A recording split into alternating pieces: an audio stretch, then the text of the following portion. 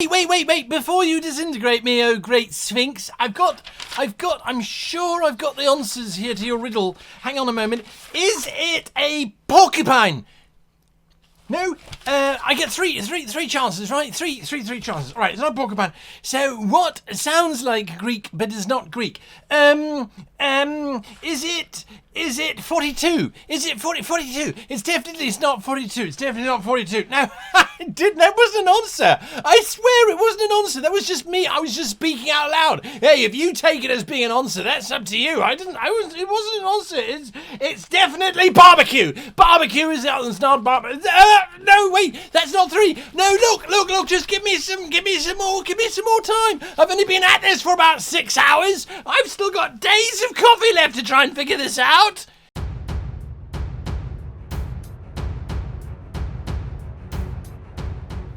Hello and welcome to this episode of How to Be a Great GM. My name is Guy, and today we're looking at how to include, or not how to include, why and how you should handle including riddles and other mind-based conundrums for your players to engage with during your game. Now, we don't have a book called The Answers, sadly. Well, not very often with us when we go adventuring, and there's a few reasons for that, but importantly, we have to look at some reasons as to why we want to include these in our games in the first place. So I'm actually changed the slides around a little bit, so you're going to see we're bouncing around all over the place. So the purpose of including these things is that we provide a cerebral challenge. Let me get out the hell of the way. So we provide a cerebral challenge for our players. It's not just dice rolling. It's not just number crunching. We've got more armor class than they have hit points. We're okay, they're not okay. It's not just about that. It's also not overcoming survival challenges, cutting down trees to cross chasms and the like. It really is something to flex the little grey cells. It completely changes the pace. When you have suddenly the cerebral challenge in front of you, the game kind of disappears into the background as everyone's frantically trying to solve it. Now, it's also not dice-based, so that means that there isn't technically a roll that can solve it.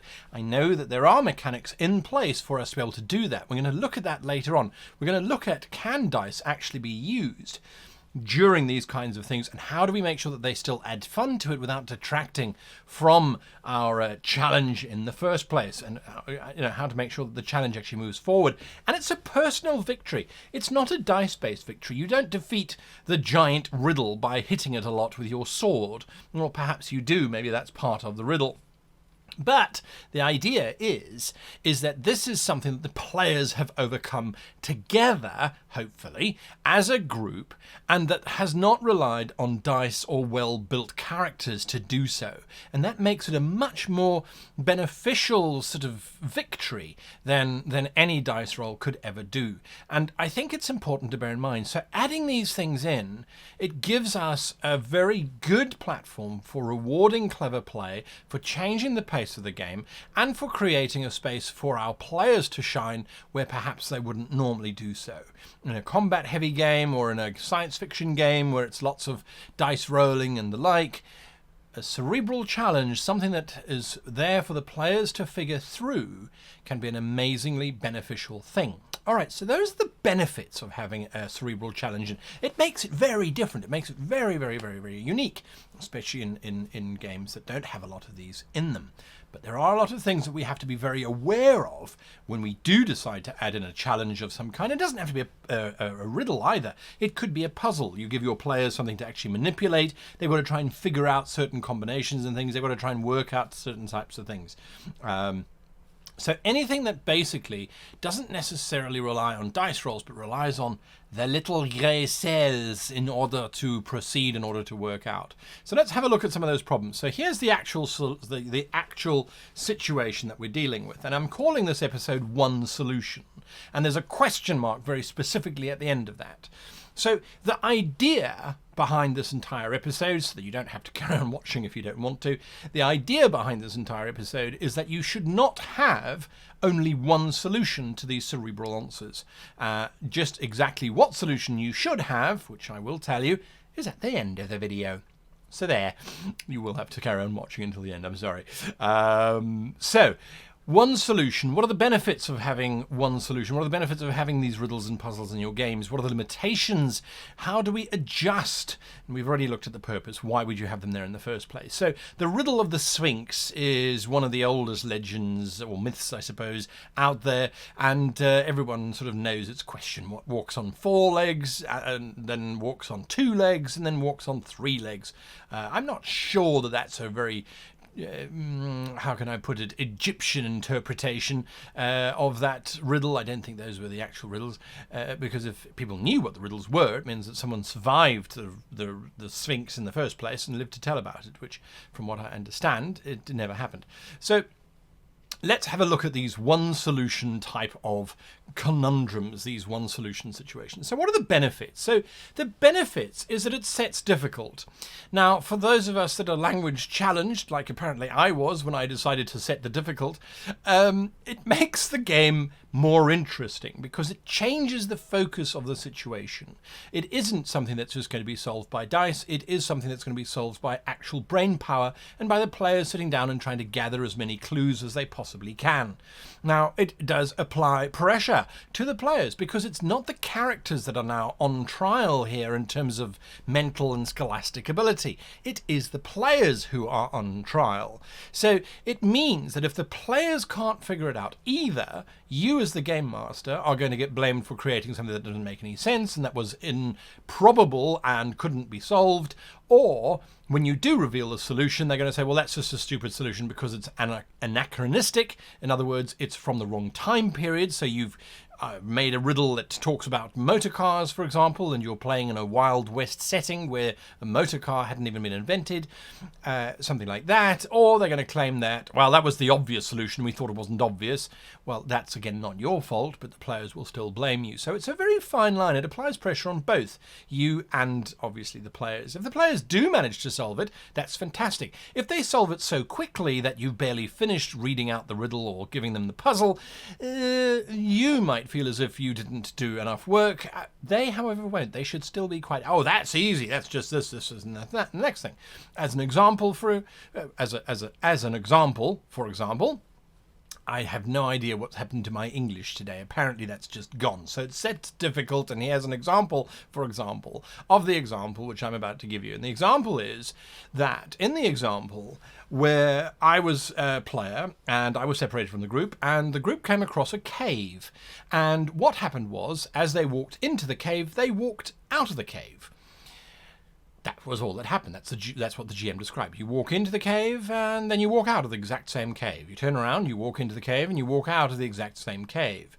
They could not figure out what was going on. They took a spear and they threw the spear into the cave, and the spear sailed straight past them. They rolled a ball of string, and the ball of string rolled out next to them, so they could hold the ball and the piece of string going in and out of the tunnel. When they tried to follow the string, they walked out of the tunnel that they had just walked into. It seemed impossible for them to solve. They tried to throw magic into the situation. The magic just bounced in and came back out again. They could not resolve it. I was sitting there as the player going, but I know what this is.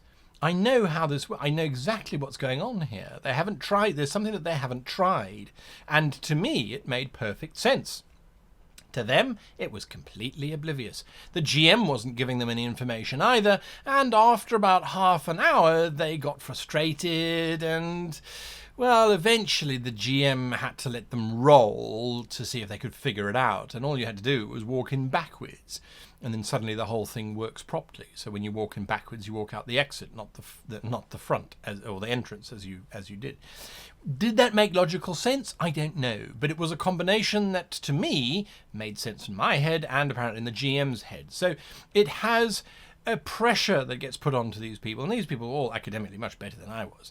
It was just that I went, well, why didn't you try walking in backwards just to see if that works? They went, well, that doesn't make any sense. And I said, well, it made sense in my head, and apparently the GM thought of it as well.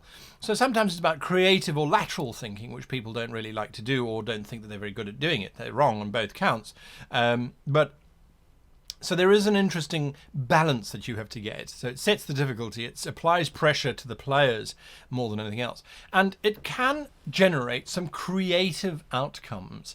And I think that that is the important thing, is that it gets the players to cooperate as players rather than as characters. And I think sometimes we forget to do that.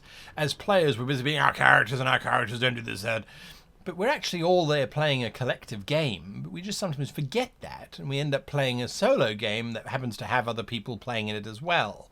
And so this can really tie people together. It also hyper-focuses the party. It can do the exact opposite as well. If you have a riddle or a puzzle and you give it out, and people sort of look and they go, oh, it's too hard for me, I can't figure that out. I'm a thickie, I can't do it. They won't be involved in that puzzle solving, whereas the rest will be. So there are some things that you can do to mitigate that. I'm going to tell you those right now, as a matter of fact. So when you have a situation where one of the players is really invested in solving this thing and the others are not, don't cause the entire situation to come to a grinding halt. Don't say, all right, well, you have to wait until it's solved. All that's going to do is alienate the players that are not interested. They're going to get bored. They're going to switch to their phones. They're going to walk away for coffee. They're going to talk about other things. They're not going to be contributive towards that experience. What I would suggest doing is then you then apply pressure onto them to keep the riddle solver safe. So perhaps originally you had planned that it was just going to be a riddle construct in the middle of the floor. The other players are not interested in trying to solve it. There's one player who's sitting there and they're working out your little pieces of paper or however it is that you constructed your particular puzzle, and they're trying to work it out, they're trying to figure it out. And the other player characters now have to keep that person protected because the carvings on the wall suddenly come alive and start stepping out of the walls, trying to attack the person who's solving the puzzle. The rest of the party is now engaged in a combat whilst this person is trying to solve it. So you can run that combat in the background. The person who's trying to solve it is not involved, and everybody else is involved. So there's ways and means of working around players not being involved. You don't have to always do it as a combat. It could be an NPC who suddenly walks in and starts challenging the players, however you want to do it, so you can do it. So the benefits are to create this really different space that your players haven't experienced before. Or maybe they have, but it wasn't a good experience. So that's what we're going to look at now, is what are the limitations, what are the restrictions. So what it does do is it restricts the forward movement of the party. So it does change the pace. That was one of the purposes of adding in a riddle or a puzzle. It certainly changes the pace. The problem is that it can change the pace to 0. And you don't want that. You do not want the party to grind to a halt because they cannot overcome a problem. I have many times used this as an example. When I was a player, we had a GM who was a fairly inexperienced GM, and what that GM did was that they said that we found a safe in a wall. And they said, all right, well, there's a safe. So we said, great, we're going to try and crack it. We're going to try and dig it out. We're going to try and open it. And we spent the better half of 2 sessions, 2 full gaming sessions, trying everything. We froze the chest. We heated the chest. We attacked it. We tried to pick its locks. We did everything we possibly could to try and get into that space. Now, we thought it was a riddle or it was a conundrum of some kind, but we felt that because he had given us this safe, we were destined to get inside of it. We never got inside of it. And by the end of the second session, I went to the GM and I said, on behalf of all the players, because I had spoken to them before, I said, what is up with that chest? We were rolling, unless we rolled a natural 20, it did not seem as if we were going to get into that chest. And he responded and he said, yes, unless you rolled a natural 20, you weren't going to get into that, because that chest is designed for higher level characters. Now, that is the same as an anachronistic response as far as I'm concerned. It's a metagame sort of thought, oh, no, that chest is for when you're level 10. But we're level 3 now and we found it. So why didn't you tell us that right at the beginning and say, listen, you look at this chest and this is one of those chests that even a 10th circle rogue will have difficulty getting into. You suspect that perhaps it's best if you put it in your backpack and take it with you. You will not be able to get into this chest. If he had done that, he would have saved 2 sessions worth of angst. And it really felt to us as if he was punishing us for trying out these different solutions. So it got to the point where we just didn't care anymore. We didn't care about the campaign, we didn't care about the adventure, we didn't care about the characters, because basically we had lost our faith in our ability to interact with the world. So it restricts characters, it slows down the pace of the game. It definitely slows it down. It never speeds it up. It slows it down. It punishes players. And by punishes, I mean psychologically it punishes players. If you've got a riddle in there which you think is really difficult to solve, or the puzzle is really difficult to solve, and you couldn't solve it except by reading the answer, it's too difficult. And you punish players. They think, sitting around your table, oh, I'm a pretty intelligent human being. Then you throw that at them, and for 3 hours they cannot get it right. They just completely get stumped. All it's doing is breaking their personal sense of value, of self-worth. And 4 of them are sitting there going, oh, we can't figure it out. This is just too tough. It's just too tough. We can't do it. It really doesn't help your game. It punishes your players. So it demoralizes them as well. It absolutely demoralizes them. Because they walk away going, oh God, I don't want another session. Please do not give us another session like that. Because I went home and I basically resigned from my quantum physics course because I realized I'm not smart enough. I'm just too stupid. So don't do that. It also, as I said, it slowed the game down. Now, as a great example, here in Tokyo, we went for my birthday to this magic palace, it was called. And it was a wonderful setup. We had this table, and using modern day technology, it was the Kinect and projector. They projected onto the tablecloth this magical witch's feast. And we were given instructions like cook a fish. And each of the 4 of us, we could each cast a different type of magic. Someone could freeze stuff, someone could melt stuff, someone could shake stuff, and I think someone could do something else. So I forget what it is now, but the idea was that you had to do it in a specific combination, and it was under a time frame, because this obviously is an event that runs every 2 hours at this venue. And we were kind of getting there, but we kept getting stuck in the particular combinations. We were sort of, all right, fire first. No, that boils the water and then all the fish die. Okay, we can't get it onto our plate. So we've got to wait for the fish to swim over our plate. Then we've got to freeze them. Then we've got to melt them. And then we've got to move them, or whatever the case might be. In the end, the solution I felt was it relied a little bit too much on observational skills for us, because what you had to do was you had to shake the water. I think you had to shake. Or no. Sorry. You had to freeze the water. Then you had to melt the water with fire. But what we did not see was that when you melted the water with fire, the edge of the table did not melt. It stayed frozen. It was a thin little line of white around the edge. And then you cast wind to get the fish to then be pulled out of the water and land on your plate. To land on your plate. And then you destroyed the water so that the fish were left behind. And then the fish was on your plate. And then you used fire again to grill the fish. We couldn't figure it out. We were getting stumped and a little bit frustrated. And then the host of this entire sort of event, every table had a little host, leant forward and said, did you look at the edge of the table? And once we did that and saw, when you melt the frozen ice, it causes an ice ring, which wasn't really intuitive in terms of the visual effects, then it made sense. Or maybe I'm just stupid, I don't know. But the 3 other people that were with me, they're all particularly smart. So it was a great opportunity. It was a great thing to move forward to allow us to then get on to the next challenge. So that's what I'm going to talk about next, is adjusting. And so this is where you then adjust your game according to your players. So just as the host there adjusted the parameters, instead of us being left on our own devices, this voice came in and suggested to us. I'm not suggesting as a game master that you lean forward and tell your players, have you tried going in a different way? Where does that voice come from? But there's nothing stopping you from having a skeleton, and underneath the skeleton, they have scratched in the stone tile, we tried everything except going the...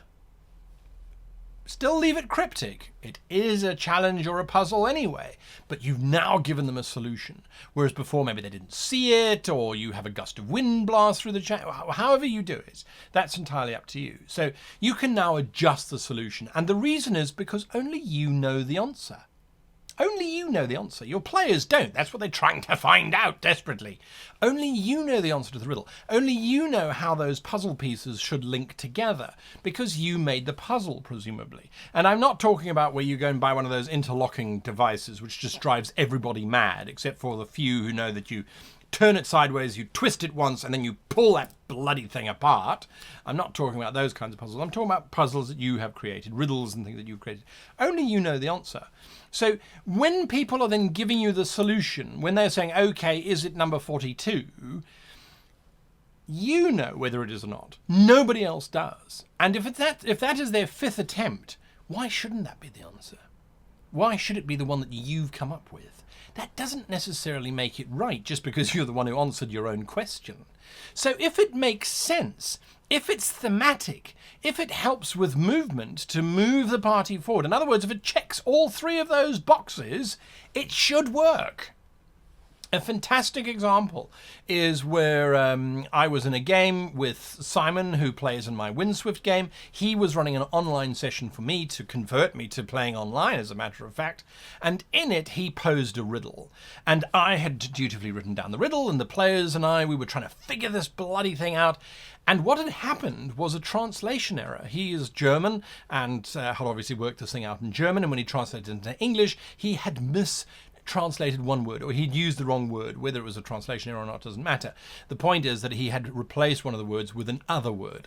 And what it did was it completely changed the entire situation. Now, rather than panic, or rather than go back, he let it happen. And eventually, I kind of muddled through using my complete illogical solutions to things. And I'm like, okay, the answer to the riddle is blood, because this could be called, this could be satisfied, this could be satisfied. So I made a case for satisfying each line in the riddle with the answer that I had provided. He made the call that it made sense, it thematically fit, and it allowed us to continue moving forward.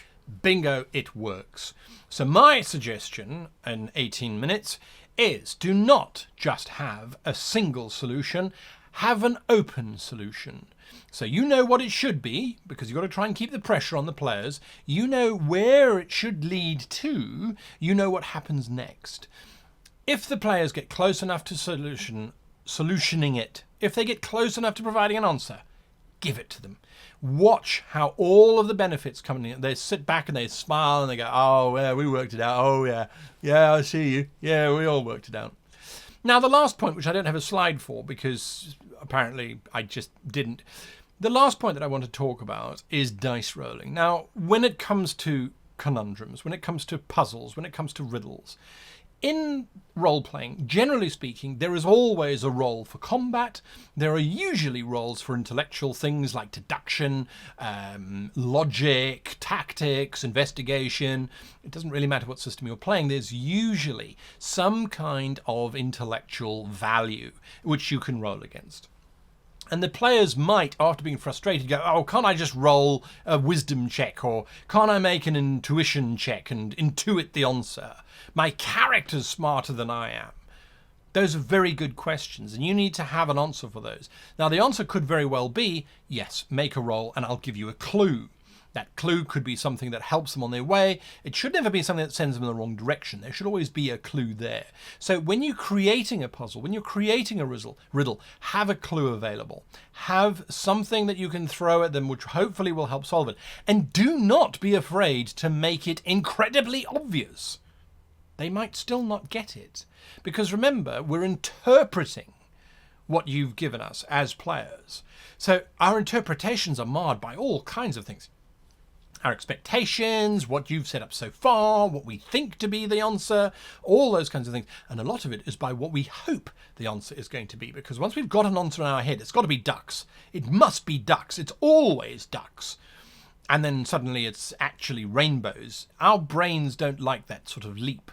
It doesn't make sense to us. So if it's ducks, and the clue that you give is the 7 colours in the sky, oh yeah, mallard ducks, because they're pretty colourful and they fly in the sky.